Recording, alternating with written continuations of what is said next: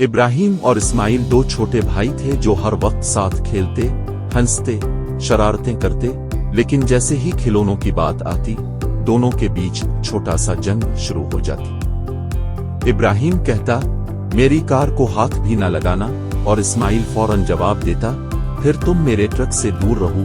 रोज ये झगड़ा होता और उम्मी को बीच बचाव करना पड़ता।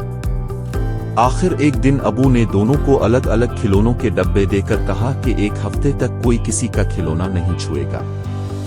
शुरू में मजा आया, मगर चंद दिन बाद दोनों को एहसास हुआ कि अकेले खेलने में दिल ही नहीं लगता। इब्राहिम को इस्माइल की हंसी याद आई और इस्माइल को भाई की शरारतें। 5वें दिन इस्माइल ने इब्राहिम से कहा, अगर मैं तुम्हें अपनी रिमोट कंट्रोल ट्रेन चलाने दूं तो तुम मुझे अपनी कार दोगे? इब्राहिम ने खुश होकर कहा, बल्कि हम दोनों मिलकर खिलौना सिटी बनाएंगे। यूं दोनों ने अपने सारे खिलौने मिला लिए और मिलकर एक जबरदस्त खेल का मैदान बना डाला।